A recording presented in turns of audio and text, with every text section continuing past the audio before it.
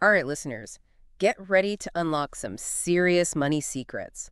We're talking ancient wisdom for modern wealth, because today's deep dive is taking us straight into the pages of The Richest Man in Babylon. A classic for a reason, right? I Yeah, mean, this book's been a bestseller since, wait for it, the 1920s. you get that right. Almost a century of readers can't be wrong. So we're digging deep to figure out why this book still resonates, why those Babylonian secrets are still so powerful today. And no worries, we're not just sticking to the original text. Oh no, we've got a treasure trove for you. Excerpts, summaries, even a fascinating piece on how these ancient principles apply to get this first responders. Talk about timeless wisdom. And that's the beauty of this deep dive, isn't it? We're bringing together different perspectives, different interpretations to give you that 360 view on how to put these age-old secrets to work in your life. Love that 360 view. So let's jump right into it, shall we? And one of the biggest takeaways, the one that practically smacks you in the face across all our sources, is the power of paying yourself first. Clason doesn't mess around with that one. He's practically yelling it from the rooftops. For good reason. Hmm. I mean, it's so simple yet so profound. It's like that aha moment where you realize you're already worthy of that wealth. Absolutely. Remember Arkad, the wealthy Babylonian who guides us through the book, he puts it perfectly. A part of all I earn is mine to keep. Music to my ears. Right. It's not about what's left over after the bills and the lattes. It's about deciding right from the start that you are a priority in your own financial life. Future you is sending us a thank you note as we speak. But let's be real for a sec, this whole pay yourself first thing. It's easier said than done in today's world, right? Oh, tell me about it. It's like every Instagram post is another temptation, another thing screaming, buy me. Right. Which is why I think Clason's emphasis on needs versus desires is more relevant than ever.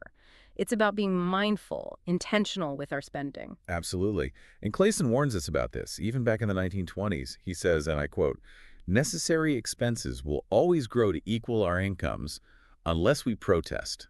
Lifestyle inflation, he called it. It's like he knew we'd be battling those online shopping carts and impulse buys a century later. He was ahead of his time, that's for sure. But seriously, it's not about deprivation. It's about becoming the guardian of our own wallets, Right. really examining those spending habits. Yeah, asking ourselves, do I need that triple shot, venti-sized, whatever the latest trend is coffee? Or is a good old-fashioned cup from home going to do the trick? Exactly. And that's where the real magic happens. Because when we master that balance between enjoying life and being responsible with our money, That's when we start building a solid foundation for the fun part, growing our wealth. yes. And speaking of fun, let's talk about everyone's favorite topic, compound interest. The secret sauce of building wealth. And The Richest Man in Babylon gives us the perfect example. The story of old Calibab. This hardworking guy, a laborer, retires wealthy because of the magic of compounding. It's such a powerful story, and it really highlights how time is our greatest ally when it comes to growing our wealth. And one of the summaries actually connects this to Benjamin Franklin. Remember that story? He puts a relatively small amount of money, a couple $1,000s, into a trust. And the instructions were to not touch it for 200 years. Right. Exactly. And guess what? That small investment, thanks to the magic of compound interest, blossomed into millions. Proof that even small, consistent investments, given time to grow, can create incredible results. It's like planting a financial seed that grows into a mighty money tree. Mm-hmm. But there's a catch, right? It's not enough just to let that money sit there. We've got to be smart about it. You're preaching to the choir. I'm all about working smarter, not harder, especially when it comes to my finances. Exactly. And that's where Clason's wisdom really shines through. Because he doesn't just tell us to save.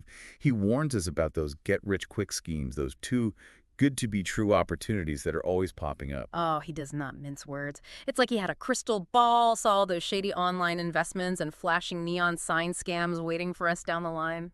It's amazing, isn't it, how human nature, those same temptations, seem to pop up across the centuries. Right. So what's the antidote to all that get-rich-quick fever? Well, Clason's got a whole chapter dedicated to it.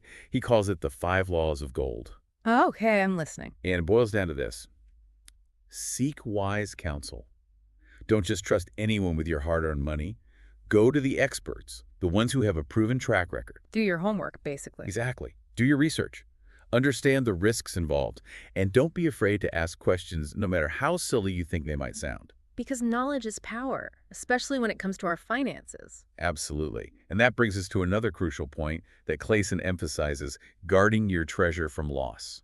Protecting what we've worked so hard to build. I like the sound of that. So how do we do it? Besides, avoiding those get-rich-quick traps. Well, for starters, diversification is key.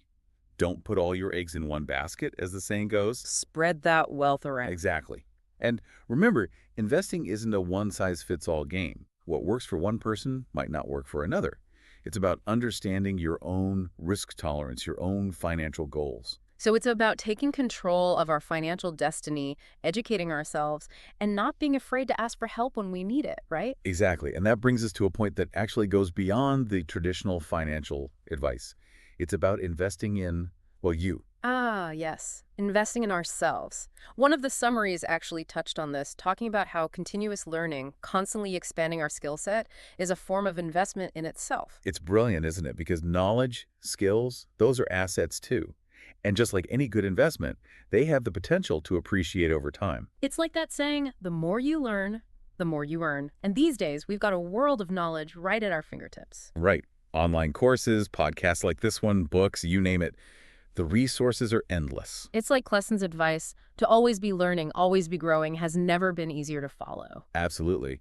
And it's a reminder that the richest man in Babylon, while it might be set in ancient times, is anything but outdated. Those Babylonian secrets are just as relevant, just as powerful today as they were centuries ago. So as we wrap up our deep dive into this timeless classic, let's bring it all home for our listeners. What's the one golden nugget, the one Babylonian brick of wisdom we want them to walk away with? I think it's this. You don't have to be a financial whiz or a Wall Street guru to build wealth.